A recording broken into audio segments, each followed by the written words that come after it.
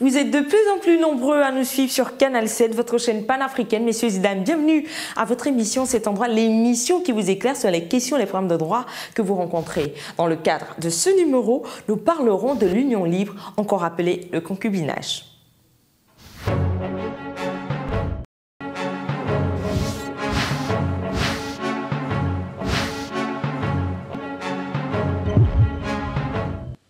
Merci d'être toujours des nôtres pour la suite de votre émission Cet endroit. Rosie est une femme de 40 ans qui vivait avec un homme d'une cinquantaine d'années avec lequel elle a eu 2 enfants. Après 10 ans de vie commune sans mariage, Pascal, l'ex-compagnon de Rosie, décide d'aller refaire sa vie avec une autre femme. Il quitte leur domicile en laissant derrière lui son passé. Mais ce passé s'appelle Rosie et ses 2 enfants. Je vous rappelle qu'elle lui a consacré 10 années de sa vie. Et un bon matin, il décide de quitter sa compagne. Rosie est déçue. Elle ne sait plus quoi faire pour s'en sortir. Qui l'aidera à nourrir ses enfants? Elle, qui a toujours été une femme au foyer, sans source de revenus. Suite à cette situation, elle décide d'avoir recours à la justice. Et vous, que ferez-vous si après 10 ans de vie commune sans mariage, votre compagnon vous abandonne avec vos 2 enfants? Selon vous, que prévoit la loi? Avant de vous répondre, votre point de vue nous intéresse.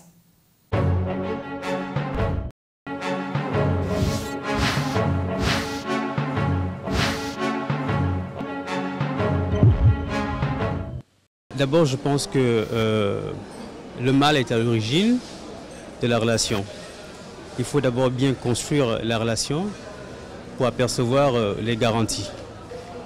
Il faut s'appuyer sur nos coutumes qui ont mis en place toutes les barricades pour que la jeune fille ne quitte pas son foyer familial pour se retrouver dans un autre foyer sans que les règles aient été respectées.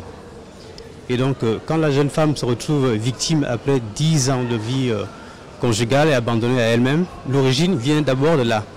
Ensuite, qu'est-ce qu'il lui reste à faire? Il lui reste à un moment donné de se rapprocher soit de sa famille, qui, je pense, à un moment donné, a le droit de convoquer ce garçon. Parce que 10 ans de vie, ça veut dire que c'est une relation qui a été acceptée par la famille. C'était un mariage de manière tacite qui n'a pas été légalisé. Et je suppose qu'au bout de 10 ans, il y a des enfants qui sont dessus. Donc il faut s'appuyer sur ce que disent nos coutumes en pareil moment. Il y a des amendes quand on se marie après avoir vécu avec une femme sans l'avoir épousée. Il y a des amendes. Et donc je pense que si on ne perd pas nos coutumes ont des solutions pour ce genre de situation. Et puis il faut voir ce que prévoit la loi à pareille circonstance pour ce qui concerne les enfants. Il y a toujours des conflits là-dessus. Je ne maîtrise pas les aspects que prévoit la loi, mais je sais que les enfants eux-mêmes ont des droits et qu'il faut arbitrer entre les droits de visite, entre la prise en charge de l'enfant au niveau des besoins de l'école. Bon, c'est un peu ces aspects-là que je maîtrise, mais je ne pense pas qu'il y a des poursuites vis-à-vis de l'homme en tant que tel, si ce n'est que la prise en charge des enfants. Mais pour la femme, il n'y a pas de poursuite établie pour ça. Elle doit chercher à se débrouiller, à nourrir ses enfants dans sa vie. Je porte d'abord le monsieur plainte, surtout si on a fait des enfants ensemble. Je porte plainte parce que je ne peux pas me battre à nourrir les enfants seul, sans un homme à côté de moi. Je poursuis cet homme-là, qui puisse quand même aider à nourrir les enfants. Pensez-vous que la loi a prévu quelque chose dans ce cas? Oui. Ce serait quoi par exemple? Je porte plainte aux affaires sociales à travers les enfants qu'on a fait ensemble.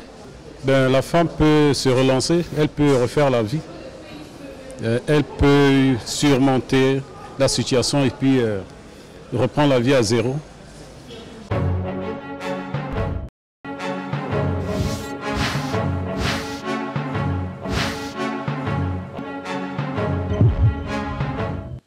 Merci à tous.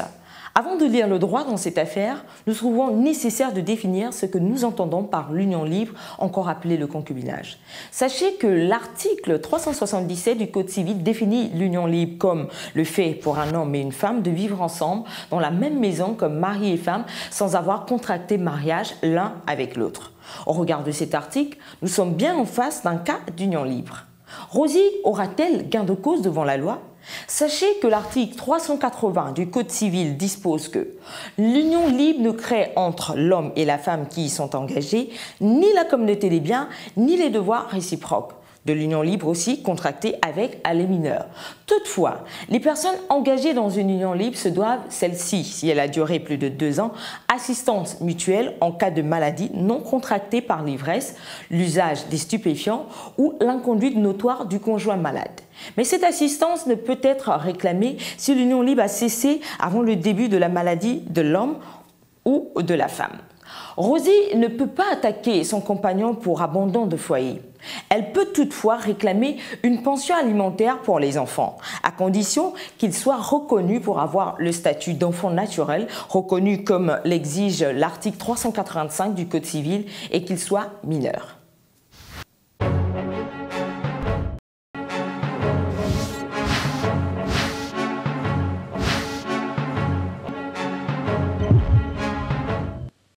Voilà, c'est la fin de votre émission Cet endroit, en espérant vous avoir servi tout au long de ce numéro consacré à l'union libre, encore appelé le concubinage. Je ne pourrais vous quitter sans vous rappeler que vous pouvez nous adresser vos propositions de thèmes sur Facebook/Cet endroit. Bonne suite des programmes sur Canal 7, votre chaîne panafricaine. N'oubliez pas que nul n'est censé ignorer la loi. Au revoir et à bientôt.